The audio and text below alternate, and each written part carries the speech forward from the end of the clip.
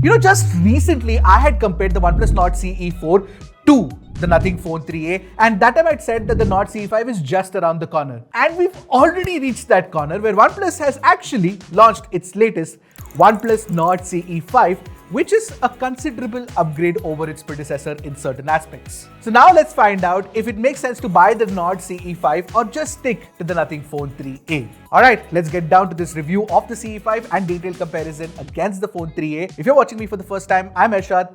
This is Trakin Tech English, your destination for detailed, incisive gadget reviews. Now, when you look at it, the Nord CE5 is all plastic. You get a plastic back, you get a plastic frame as well. Whereas with the Phone 3a, you get a proper premium glass material and a plastic frame. As for the glass protection, you get Panda glass at the back and front of the Phone 3a. But unfortunately, with the CE5, we have no idea what glass protection is there on top of the display. When we find it out, we'll definitely put a pinned comment. Also, OnePlus has elevated the design of the Nord CE series this year with the CE5. I kind of like it actually, because what you get is a completely matte frosted finish. It's of course all plastic. And then the camera module also has a little bit of a border, which kind of looks cool. Meanwhile, the Phone 3a continues to be a looker, especially with that transparent back and the glyph lights. Rest in peace. Now, looking at the design of the Nothing Phone 3, this one definitely looks way better. What do you guys think? Let me know in the comments. Also, on the way to the comments, don't forget to hit that subscribe button if you haven't already. Your support is important to us. We're trying to hit 1 million soon. But the one thing I love about the Nord CE5 is the fact that OnePlus has actually managed to keep it slimmer than the Phone 3a and yet fitted a massive 7100 mAh unit inside it as opposed to the 5000 mAh one inside the Phone 3a. So when you look at the industrial design and the kind of space saving that OnePlus has done, this is a very, very good job. It's packed to the brim with components and therefore it also feels denser, a little more premium despite not using premium materials. And interestingly, the Phone 3a actually is slightly heavier than the OnePlus Nord CE5. And even if you look at the in-hand feel of the phone, the Nord CE5's in-hand feel is definitely better because the Nothing Phone 3a is wider and it feels a little unwieldy, but that's not the problem with the Nord CE5, despite being a taller phone. Now, speaking of ports and buttons, it's the same for both, including the USB Type-C 2.0 port at the bottom, but in this price range, I'm not bothered about it too much. But with the Nothing Phone 3a, you do get the extra essential key, and unfortunately, the plus key that is there in the Nord 5 is not there with the Nord CE5. By the way, both these phones also do come with IP rating. With the Nord CE5, what you get is IP65, which is slightly better than the IP64 that you get with the Phone 3a. So overall, if you look at it, both these phones have their own pluses and minuses when it comes to functionality, but I really like how OnePlus has constructed this one. You know what? This time OnePlus is going all in on performance because what you get is a MediaTek Dimensity 8350, you get LPDDR5X RAM type and UFS 3.1 storage. In comparison, the 3a has the Snapdragon 7S Gen 3, it has LPDDR4X RAM type and UFS 2.2 storage. Now the Nord CE5 is available in 3 variants, whereas the Phone 3a is available in 2 variants. Now come what may, if you are considering buying one of these phones, then don't buy the 128GB variant because 128GB is too less in 2025. At least go for the 256. Alright, so in benchmarks in Geekbench and Antutu, the CE5 obviously smokes the Phone 3a. And even the storage read and write speeds are definitely better on OnePlus compared to Nothing. However, in 3D Mark Wireless stress test, we noticed that the 3a actually offers better stability, but that's also because it doesn't have that kind of a headroom for performance, because when you look at the best loop score or the FPS numbers, they're definitely better on the CE5. We also did some gaming and BGMI runs at 90 FPS on both the phones. Now you guys know that we run our Genshin Impact test where we play the game for 30 minutes at highest graphics and 60 frames per second. And here the Dimensity 8350 has been performing erratically. And I'm saying that primarily because we got shocking results. The Phone 3a actually offers higher average FPS compared to the Nord CE5. Yes, the Nord CE5 definitely stays cooler than the 3a in the entire 30 minutes and it doesn't even cross 40 degrees, which is good. But the problem is the fluctuation in the scores. And ideally, the 8350 should be able to perform better than the 7S Gen 3 in Genshin Impact. For example, if you take a look at these average FPS scores, the P3 Ultra scores insanely high. But every other 8350 phone that you've tested with this game specifically is not performing up to expectation. So yeah, make what you will of that. But overall, still, if you ask me if I had to choose one phone for performance over these two, it would easily be the Nord CE5.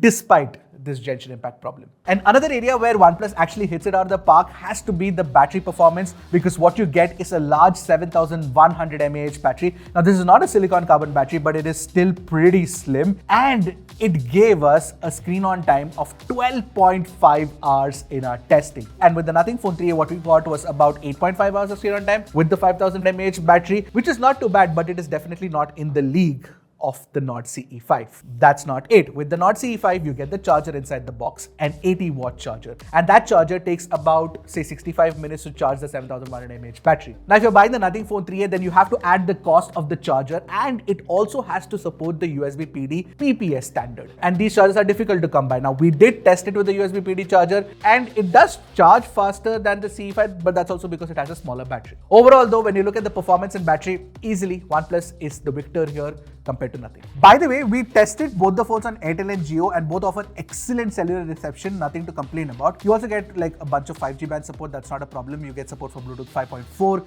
and Wi-Fi 6. But the problem is that the Nord CE5 does not ship with NFC, which Nothing does. Now, interestingly, both these phones have the same size of the display, but the aspect ratios are different. Therefore, the Nothing Phone 3a is wider, whereas the OnePlus Nord CE5 is taller. And if you look at it, the CE5 actually has slimmer bezels compared to the Phone 3a, but the Phone 3a has symmetrical bezels. So, slimmer bezels or symmetrical bezels? What do you prefer? Let me know in the comments. Apart from that, what you get are the same specs on the display. What you get is an AMOLED display with 120Hz refresh rate and Full HD Plus resolution. Now, if you look at the brightness of the display, which is very, very important when you're using these displays outdoors, they both are equally bright outdoors. But when you look at the HDR peak brightness that you get with the Nothing Phone 3a, you actually do get a higher metric, but the performance is better on OnePlus. And that's where I need to tell you that metrics don't matter, the tuning matters the most, even when it comes to the display. Because when we watch the same HDR video on YouTube side by side, the Nord CE5's HDR tuning is so much better, with better control over the highlights and superb detail retrieval from the shadows as well. You can tell it for yourself that Nord CE5's display looks much better in HDR content. In fact, there's one more advantage, and that is that the Nord CE5 actually supports Netflix HDR, which the Phone 3a does not. Now, both these phones also have 2160Hz PWM dimming rating, but the Phone 3a has slightly better touch sensitivity. But I mean, I can't tell that in real life though. But there's one distinctive advantage that I noticed with the Phone 3a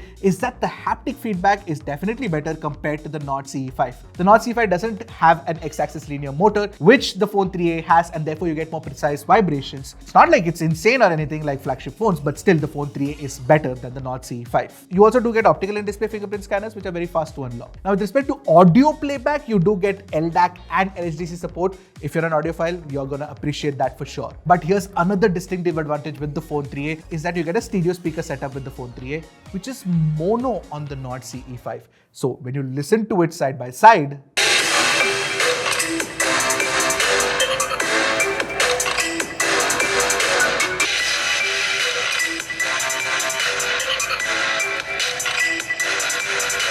evidently the Phone 3a definitely has better sound quality, but more importantly, why does the Nord CE5 have a mono speaker? Why OnePlus? Why? Alright, now time to talk about the cameras, and right off the bat, the Phone 3a definitely has an advantage with the camera hardware, because what you get is a triple camera setup with a proper telephoto, whereas with OnePlus you get a dual camera setup. Also, the Nothing Phone 3a has a 32 megapixel selfie camera compared to 16MP selfie camera on the Nord CE5. But these are specs. Let's take a look at the pictures, because that's what's important.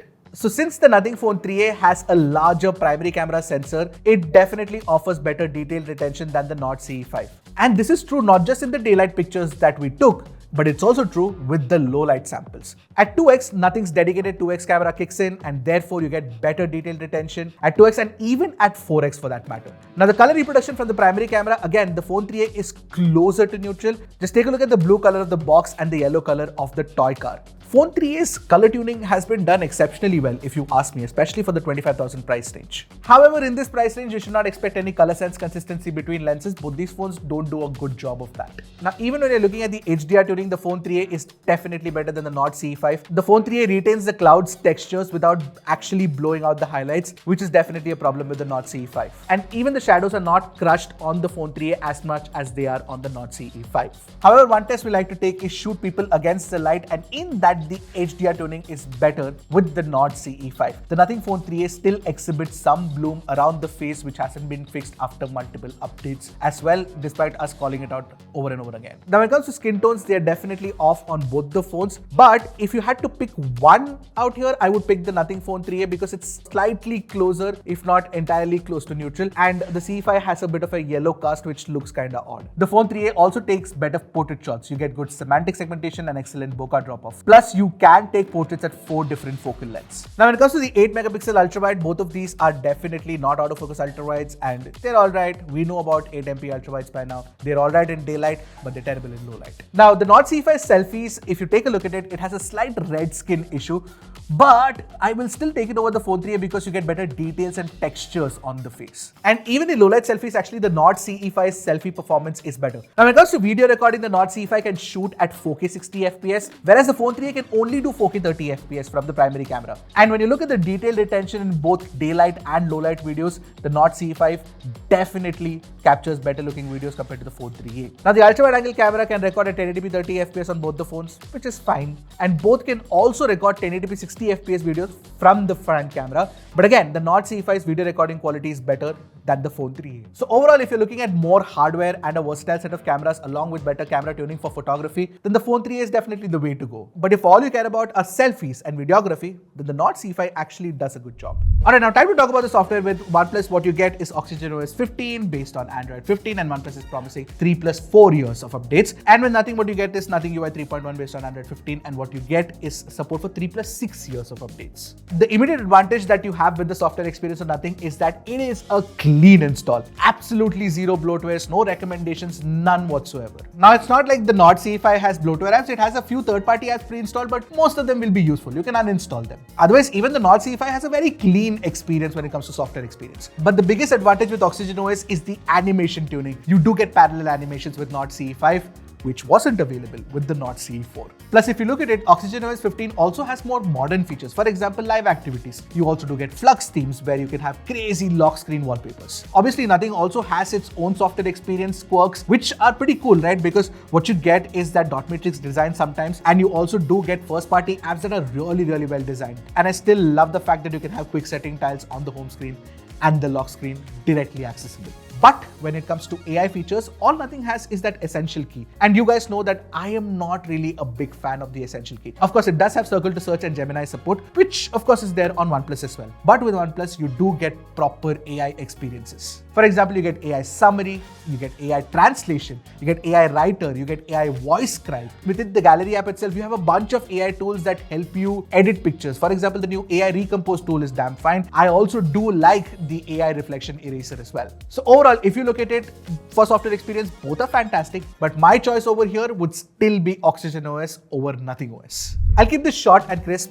It's plain and simple. If you want a phone that has a fantastic display, excellent performance, really good battery life, a good suite of AI features, and very good video recording capabilities, then the Nord CE5 is the one to pick under 25,000 rupees. So then who should buy the Nothing Phone 3a? Folks who really want a very good looking design, I consider this good looking design, and for those who want a bit of a balanced experience with really good camera performance as well, because that's where the Nothing Phone 3a excels. Also, the software experience is something that a lot of people care about with the Nothing Phone because you do get a clean software experience and the UI design is damn cool too. So with all of that information, which one of these two phones would you pick? I would actually go with the Nord CE5 for one main reason, and that is the fact that in this price range, performance headroom matters a lot, because if you're buying a phone under 25,000 rupees, then if you have the best performance, then you can use it for a longer duration. Plus the battery life also matters a lot. So I hope this review of the CE5 and comparison was helpful for you. I'll see you guys in the next one.